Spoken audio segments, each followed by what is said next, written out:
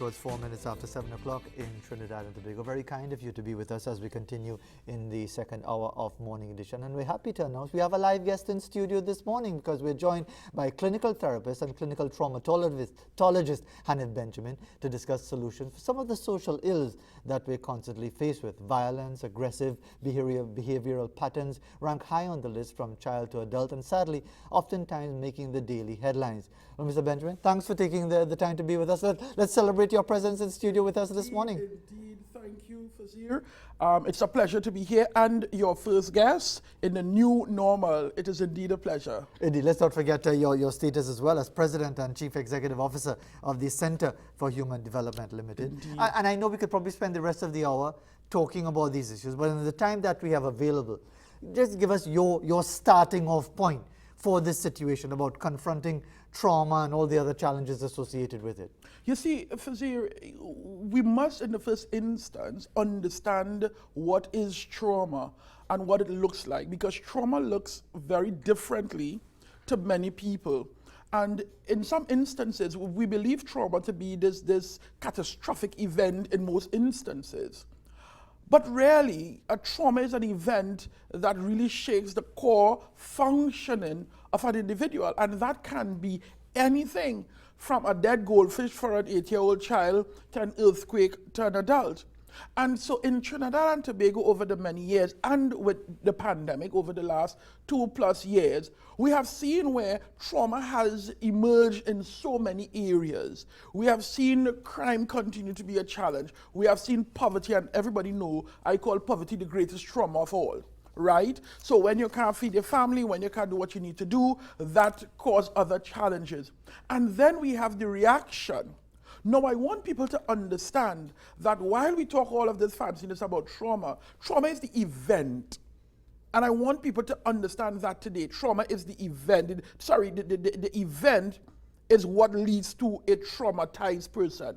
A lot of times people think that... Can I just interrupt you, if you allow me just first? Please. I'm glad you presented it that way, because I know that some people say, well, from the time I hear people talk about trauma and things, they switch off. Because I want to hear about trauma, you know. What they say is like, I want to hear like what Shadow just say. The problem is rice. The problem is money. The problem is food on the table. The problem is crime. I want to hear about this trauma, you know. But you see, if we don't put it in the context, we will never be able to move. And when you look at it from that perspective, what you have is people keep dancing around the same circle. Because at some point, you need to move out of the circle. And until you are able to conceptualize what I am dealing with, what I feel, how I feel, and what this is doing to me, we will never be able to get out of the circle, you see. And so it becomes important for us to understand what it is and what it is not. And so I was making the point to you that you're right, all of those things are events. But trauma really is your emotional response to the event. And that is where the problem is. Because if we do not understand the connectivity between the traumatic event, the emotion, and recovery, we will always live in the trauma Fazir. And so what we have in Trinidad and Tobago is people really living in what I call the traumatic event and not moving to traumatic recovery. And if we don't move to traumatic recovery, we will never change our circumstances, including the rise and including. A lot of time, Fazir, people do not move forward in life because they have not conceptualized moving past the event, that this is my current circumstance. My mind is so overwhelmed because the rice, the flour, the this creates an overwhelming effect on me. And when I'm overwhelmed, I can't make it to work on time. I can't look for a job. I can't stay in the job. I can't engage with my family. I cannot be there emotionally for my children. So we have not moved. How do we do that? How do we then even begin to recognize that? And by the way, I was smiling while we were looking at these different images of the wider studio, because I realize now I can't come to work in my pajamas anymore because I'll be caught unawares in that regard. But the thing is that how do we get people to understand that it's not just about making noise about what you're experiencing now, but dealing with it and being able to move forward to recovery? I like that perspective for you. I like that perspective because it helps us to see the future. When we are dealing with trauma, especially over the last, I mean, we were already heading down a particular way before the pandemic, and then the pandemic came, and as you know, I've called the pandemic the great revealer. So it revealed the cracks in our family, cracks in our society. It showed us who the real greedy people are, who are the saviors of our society. It revealed a lot of things for us. And so, particularly now, in order to move, you have to move your mind from catastrophic mind where you start to see light. Because when you are traumatized and you're overwhelmed, all you are seeing is right here. You are not seeing tomorrow in any real sense. And so you are seeing doom and gloom. You are seeing only rain clouds following you. You do not see a way out. And for you, sometimes that is what leads to despair. And when we get to that point of despair, that is where suicidal thoughts or suicidal ideation and or suicidality comes in, or non-suicidal self-harm, because you get to a place where you see no light. And that is what I want people to move out of. And so in order to begin the change, Fazir, we must be able to connect three things today. Three things. And I want everybody who watching and listening, Fazir, including you. I'm taking notes already. I want you to take your hand and I want you to put it here. So we have to, first of all, the mind. Then we have to put your hand on the chest. We have to now look at our emotion and our feelings. And then I'll do this for behavior. Because Fazir, the three things, we have to understand how the mind operates, how the mind understands what you are going through, how the mind perceives what you are going through. Because what your mind put forward is what you believe, what your emotion tells you.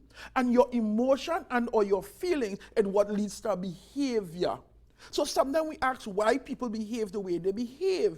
And they behave the way they behave is because they think a particular way, they believe a particular way, and once your mind and your belief is in line, you then behave a particular way.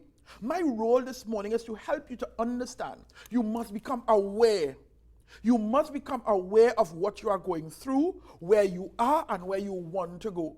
Because if your mind and your body becomes aware and they are working in tandem, then you can begin to change your circumstances. A lot of times, people are not aware. They only see what is right here.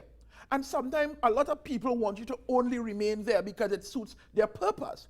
But if you become aware of who you are, your mind, how you see, how you receive, then you are able to change your belief.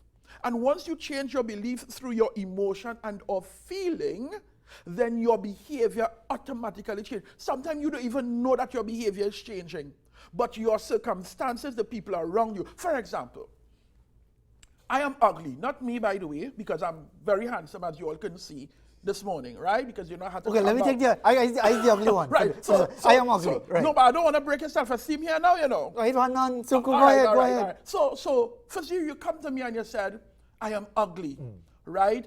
You're feeding that in your mind. Your mind is memory. So if you keep telling your mind that I am ugly, you are going to now transmit to your feeling and your emotion. So the feeling is going to be feeling of worthlessness. Your feeling is going to be that of sadness. Your feeling is going to be that of I'm worth nothing. So you now introduce negative self-talk.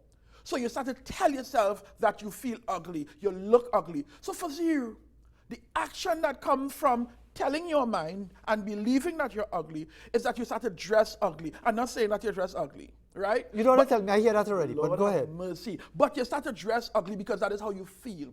You don't groom yourself. And you don't even engage in other people, for example, if you date and stuff. Even if you're in a relationship, you start to pull away. You become depressed now because you tell yourself that you're ugly. So everything that is around you, your behavior, starts to mimic, I am ugly.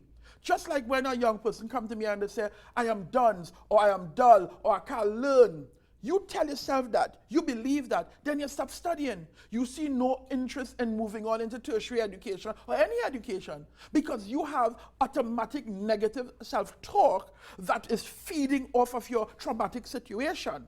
And once those things are in line, then you see where you're going. However, if you become aware and you begin to change the mind begins to change how you believe, then how you believe is going to change your outcome, your behavior. Tell me about actually doing that. How do you pause? Let's say Ms. Daphne Bartlett, our last guest from the business community in San Fernando, highlighted someone in Gasparillo, for example, who obviously struggling lower end of the economic scale, has to find $90 a day to get his children to and from school, and probably right now this morning, I don't know how I go make ends meet. I'm barely making enough money on minimum wage. I can't pay my bills. The rent going up. They want to put me out. Me and my wife quarreling because of the economic issues and so on. And there might be other matters. I had to get the children to school. Gas price going up. I don't even have time to do this to stop, to pause, to assess anything. And you're quite right, because a person will tell me, what are you talking about, this pause and this awareness nonsense when I really need food on the table? But then I help people to understand, Fazir, if you cannot see the food, if you cannot understand the food, if you cannot see beyond your current situation, then you will never change it. That's number one. But number two, beyond that, you have to say to yourself, if I remain in this current mindset, I will never move. First, you will be amazed to understand from the time a person take that pause, or what I call a wedge of cognition, right? You put that wedge in cognition, the brain thinking, so you're separating the negative thought to now thinking about what can I do to make this work? So you notice how you are changing the conversation in your own mind. What can I do to get this $90? What can I do to get my child food? As opposed to, I don't have, I can't get it, I don't know what to do. Because when you say those things, Fazir, you stay having nothing. You do not move. But from the time you begin to change your thought patterns, you notice that you will start to see differently. Fazir, I am honestly believing, for example, the pandemic, even with me, pandemic was brutal. Brutal, brutal, brutal. And for many small businesses, my friends, who couldn't make it, industries closed down for them. And I said, you know what, in the pandemic, when the depression started to hit me, right? Because I am now like, what do I do? Because how do I pay the rent? How do I do this? I said, Hanif, pause. Because now rather than I can't, I have to figure out what can I do differently. But I could not engage in different conversation because I was so engrossed in I can't, it's hard, it's frustrating. And then when I rock back and I say, stop. And I started to see differently. I say, Hanif, go online, training online.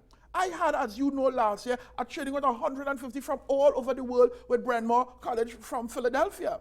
Because I had to pause the wedge of cognition and rethink my position from I can't, I don't know what to do, to let me see how I can maneuver with what I have. And so today we're asking people to change your mindset. That's the only way. That's the only way. And just really, because, again, for many people, because they running from job to job, how are we talking about maybe a particular time of the day, whether in the morning, whether in the evening, whether at the end of the day, if you could finally get a break to really assess your situation, to kind of find a more solutions-oriented way of dealing with things? So let me give you some tips here real quickly. I want to introduce mindfulness. Because what I recognize in the pandemic, the level of anxiety just skyrocketed for everybody. People who never experienced mental health challenges. I want to introduce mindfulness, where we take charge of our mind. We change the narrative. But in order to do that, we have to pause. We have to take a moment. And so what I help people to do is to, first thing in the morning or last thing at night, to just calm your mind. And you can go on YouTube or wherever, and we have stuff on YouTube where you can do that. And you begin to literally calm your mind. The music and or the guided meditation helps you to do that. And I want Trinidad, I like Trinidad and Tobago right now need to take a whole mindfulness day. Just pause. Because I don't know where we're going. No, don't say that, because people use that as an excuse to stay home again. Lord have mercy. Well, you're right. Okay, you're right. Pause wherever you're going. But just pause mentally. And once you begin to do that, you quiet your mind. But what I find helpful, because not everybody is as skilled to just do that, I want people to begin to write. To write your current circumstances, and next to your current circumstances, begin to put what a different circumstance, a positive circumstance might look like. Because for a lot of us, we can't imagine it. But if we force ourselves to write it, then it starts to change the brain chemistry, because the brain will begin to see that where you want to go. And once you begin to write it, it changes your entire perspective. That is why a lot of people in school have to take notes, because that's the only way it changes the mind. Go ahead. Yeah, I just wanted to put it out to you. What would you say to those who will say, look, Mr. Benjamin, with the greatest respect, I do that already, you know. I sit down and I write down this, I write down that, I look for solutions, and I still can't see my way. Because I am not one of the hoity-toities who could spend 2 hours in a gym, or 2 hours having tea or coffee with their friends and things, and they could sort their life out. When I sit down and I pause and think, in fact, I prefer not to do it, because when I take all that mindfulness, I just get more depressed. I like that. You see, in what you said, that you made a distinction between hoity-toity being able to do that. But what I'm saying is, anybody, anywhere, on the toilet, right now, you can pause. You just sit and be in your thoughts to help you. But you're pausing with a purpose. You see, that's the difference. You pause with a purpose where you are now saying, this is where I want to go.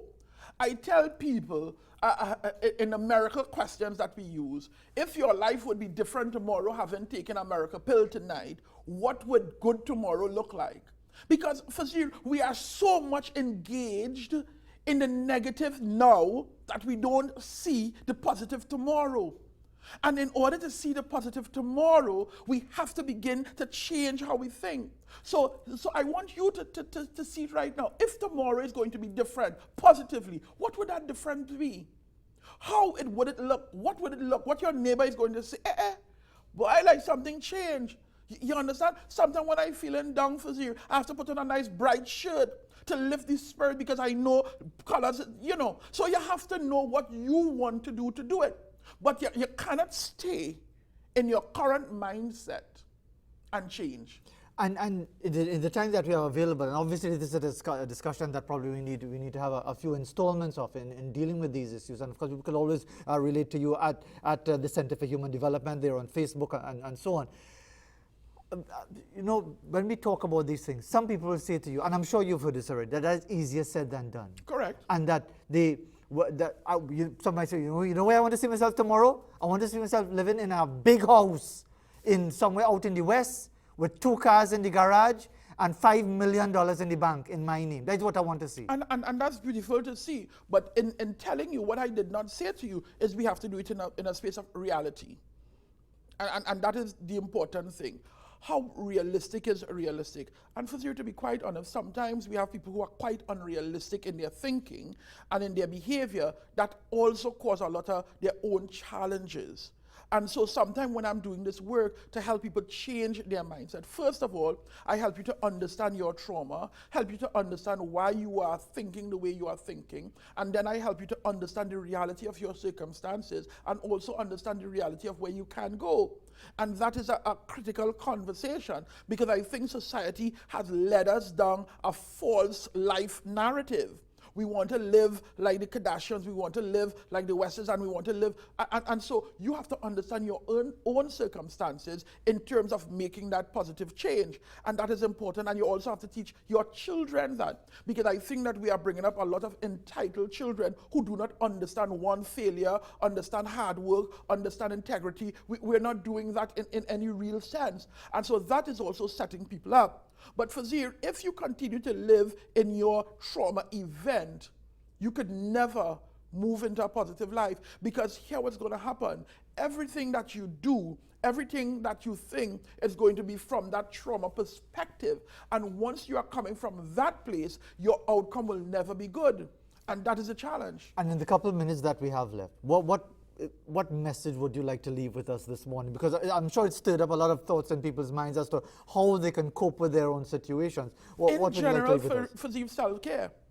That's what this is. How do we take care of our mind in the first care? And when I say self-care, it's not to go and get the nails done or go and soak your foot in salt water. That is not what I'm talking about. I'm talking about self-care of the mind. How do we become mindful? How do we take charge of this and ensure that this is working well? Because if the mind isn't where it needs to be, nothing is going to be well.